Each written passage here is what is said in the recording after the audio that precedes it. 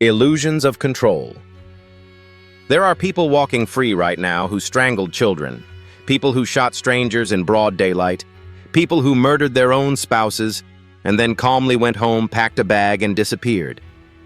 And this isn't rumor, it isn't conspiracy, it isn't a Netflix script designed to scare you for entertainment.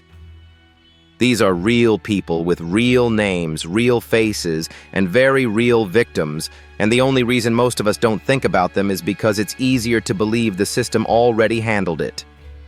We like to think cameras catch everything, databases connect everything, borders are monitored, and justice eventually catches up.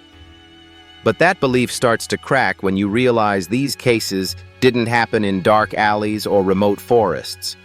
They happened in restaurants, shopping centers, barber shops, places people visit every day without thinking twice.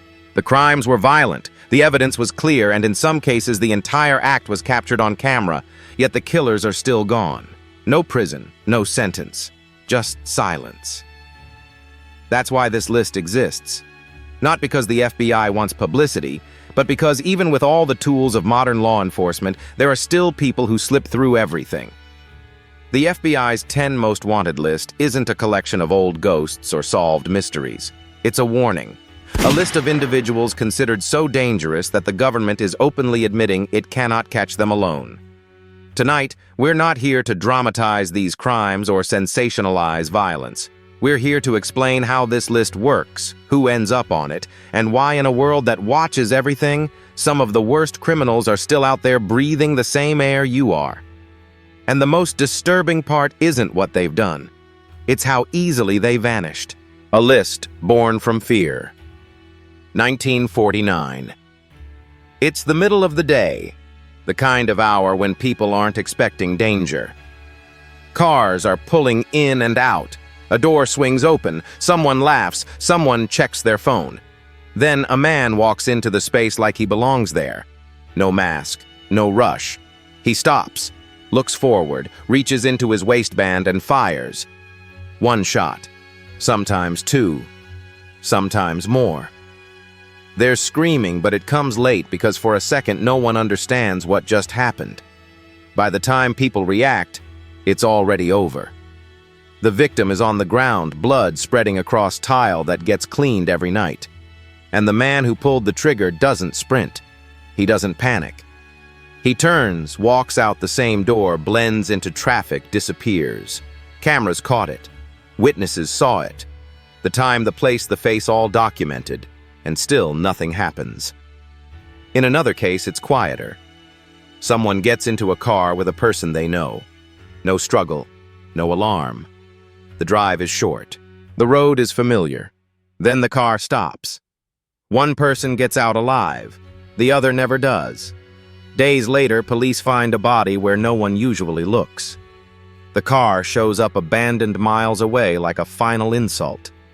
These aren't crimes hidden in darkness. They happen where you shop, where you wait, where you assume you're safe. And standing there watching it unfold, the most terrifying realization isn't the violence itself. It's how fast normal life resumes once the killer is gone. The price of having your name on the list. Hours later, the crime scene is quiet again. The tape is gone. The blood is cleaned. People walk past the spot without knowing exactly where to look. Somewhere in an office miles away, investigators replay the footage frame by frame. The face is clear. The timeline makes sense. The name is known. And that's the moment most people assume the story ends. But this is where it actually changes. Because when days turn into weeks and weeks turn into months, the search stops being local. Tips dry up. Leads go nowhere. And eventually the case lands on a desk where the conclusion is blunt and uncomfortable. This person isn't just a suspect anymore. They're a threat that hasn't been contained. That's when a name gets added to a list the FBI doesn't use lightly. Being placed on the 10 most wanted list isn't about fame or headlines. It's what happens when the Bureau believes someone has already crossed a line and is capable of doing it again. It means investigators think this person is still out there, still moving, still dangerous, and that closed doors won't stop them. The list exists because silence didn't work. It exists because sometimes the only option left is to put a face in front of the world and hope someone somewhere recognizes it before another scene like this one has to be cleaned up again. Youth violence and first blood. Once a name makes it onto that list, the rules change. This isn't probation. There's no court date waiting somewhere down the line. It's a silent acknowledgement that the window to catch them cleanly has already closed. Investigators stop asking if the suspect will be found and start asking how many chances they'll get before someone else gets hurt. The criteria is brutal for a reason. This isn't about a single mistake or a bad decision under pressure. It's about patterns escalation and the belief that the person you're looking for won't stop on their own. That's why there are only 2 ways off the list, and neither of them is comfortable. Capture or death. No third option. No quiet removal. And once the name is public, it never really goes away. Posters go up. Alerts circulate. Tips trickle in from people who think they recognize a face at a gas station, an airport, a border crossing. Most of those leads go nowhere. Some almost work. A sighting comes in, agents rush in, and they're minutes too late. The trail goes cold again. The list isn't a finish line. It's a warning sign. It means law enforcement believes time is now the enemy, and that every day this person stays free is another opportunity for the story to repeat itself somewhere else. Crime unfolding in plain sight. He was 17 years old when it happened. Young enough that no one thought to be afraid of him. He worked at a restaurant. He had a girlfriend. He looked normal. That's what made the mistake possible. The meeting was supposed to be simple, money owed. A short conversation, nothing dramatic. She got into the car because she trusted him. She didn't know someone else was already waiting inside. A gun came out before she understood what was happening. They drove to an ATM first. She withdrew the money. Then they kept driving, out of town, past the last familiar street, into an area where there were no cameras, no witnesses, no reason for anyone to stop. That's where it ended. Her body was left behind like evidence no one expected to be found quickly. By the time police realized she was missing, he was already gone. Not hiding, moving. Her car was discovered abandoned. Then his showed up hundreds of miles away in another state. That wasn't panic. That was planning. Surveillance footage later showed him crossing into another country, calm, unremarkable, blending in with travelers who had nothing to do with the murder. His accomplice eventually turned herself in. He didn't. He vanished completely. What stunned investigators wasn't just the violence, it was the efficiency. How quickly he understood what mattered and what didn't. Time mattered. Distance mattered. Borders mattered. At 17, he didn't just commit a murder, he executed an exit strategy. That's when the case changed. This wasn't about a teenager who snapped. This was about someone who learned very early that if you move fast enough and far enough, the system struggles to follow. And once that realization set in, the fear wasn't about what he had already done. It was about what he might do next, knowing he had gotten away with it once. When borders erase justice. This one didn't happen in the dark. It happened when stores were open and people were awake. An open-air shopping center. Cars parked close together. A barber shop with the door open, the sound of clippers humming inside. A man walks in like he's waiting for a haircut. He stands there for a moment long enough that no one feels alarmed. Then he pulls a gun and shoots someone in the head. No argument, no warning, just a single decisive act. The victim collapses. Chairs fall over. Someone screams too late. And the shooter doesn't run. He turns around, walks out the same way he came in, and disappears into the crowd. Cameras record everything. His face, his body, his movement. The timestamp is exact. Investigators later watched the footage again and again, slowing it down, freezing frames tracing his steps. They know who he is. They know what he did.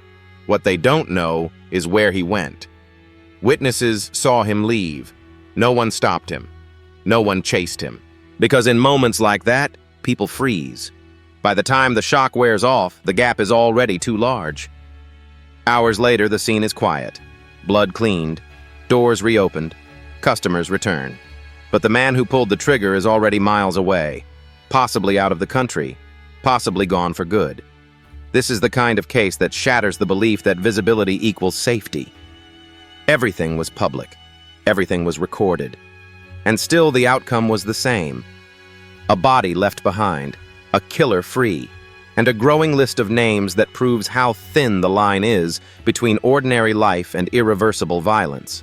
Power money and organized crime. By the time the paperwork is finished, the trail is already fading. Phone records stop updating. Credit cards go quiet. Border alerts come back empty or too late. One step across a line on a map, and the case slows to a crawl. Extradition requests take months, sometimes years. Jurisdictions argue. Agencies wait on each other. Meanwhile, the person everyone is looking for keeps moving. New city, new routine, new name. For investigators, this is where cases go to stall. Not because the crime wasn't serious enough, but because distance turns urgency into bureaucracy. Some of the people on this list learned that lesson early. They didn't hide in basements or remote cabins. They went somewhere familiar, somewhere crowded, somewhere just far enough away to complicate everything. And once they were gone, the momentum died. Tips still came in, but they were vague. Sightings were unconfirmed. By the time agents followed up, the person was already somewhere else. Families waited. Years passed. Nothing changed. This is why borders matter more than weapons. They don't stop violence. They delay consequences. And in that delay, people disappear. The most frustrating part isn't that the system failed once. It's that it keeps failing in the same place over and over again, turning geography into protection and time into an ally for people who should never have either. The face of greed. This is where the story stops being about one person and starts becoming something harder to fight. These aren't criminals trying to disappear. They don't need to. They operate in plain sight, protected by money, fear, and numbers. In some places, they control entire neighborhoods. In others, they decide who lives, who disappears, and who never gets reported missing at all. Kidnappings aren't accidents. They're transactions. Ransoms are negotiated like business deals. Children are recruited before they understand what they're holding in their hands. Violence becomes routine, not emotional. When law enforcement moves in, it isn't one suspect they're chasing. It's an organization with lookouts, weapons, escape routes, and people willing to die to protect the hierarchy. Some of the names on the most wanted list don't hide because they don't have to. They move with security. They change locations before raids happen. They know when borders are watched and when they aren't, and every arrest below them barely dents the structure above. For investigators, this is the most dangerous kind of enemy. You don't end the threat by catching one man. You expose him and the machine keeps running. The fear here isn't just what these people have already done. It's how much power they still have while the rest of the world waits for a knock on the door that never comes. The children left behind. Not every crime on this list involves a weapon. Some of them don't leave blood on the floor or bodies at a scene. Instead, they leave bank accounts empty and lives quietly destroyed. The damage happens slowly across emails, presentations, promises that sound just believable enough. Money moves first. Trust disappears next. By the time victims realize what's happening, everything they worked for is already gone. These criminals don't need to pull a trigger. They build systems designed to drain people instead. Fake investments, invented technologies, entire empires propped up by lies that only collapse once the money stops flowing. Millions of people are affected, spread across countries and continents, each one thinking they were the exception. When the scheme finally unravels, the architect is already gone. No forwarding address, no arrest photo, just lawsuits chasing shadows. Investigators call it non-violent crime, but the word feels hollow when families lose homes, retirements vanish, and years of work disappear overnight. The absence of blood doesn't make the harm smaller, it just makes it easier to ignore. And that's why these names end up on the same list as killers and kidnappers. Because greed at this scale isn't just theft, it's exploitation with a body count that no one can calculate. Why they are still free. This is where the stories stop feeling distant, where the details become harder to say out loud. Some of the names on this list are tied to victims who never had a chance to understand what was happening to them. Children taken from sidewalks, from homes, from moments that were supposed to be ordinary. There's no chase, no dramatic escape, just silence where a child used to be. Parents wait through hours that turn into days, days that turn into years. Bedrooms stay untouched. Birthdays pass without answers. In some cases, the truth arrives too late, delivered through a DNA match or a forgotten piece of evidence that finally surfaces. In others, it never comes at all. The person responsible vanishes across borders, absorbed by time, leaving nothing behind but questions. These cases don't fade because they're unsolved. They linger because they're unresolved. Every update reopens the wound. Every rumor raises hope just enough to hurt again. Investigators carry these files differently. There's no professional distance when the victim is a child. The urgency never leaves. And that's why these cases end up here. Not because they're old, but because they still matter. Because as long as the person responsible is free, the crime isn't finished. It's suspended. Waiting. The public as the final weapon. The easy answer is to say the system failed. That someone missed a detail, filed the wrong report, or didn't move fast enough. But the truth is more uncomfortable than that. Most of these cases were investigated aggressively. Warrants were issued, tips were chased, leads were exhausted, and still the people responsible kept moving. The problem isn't effort, it's limits.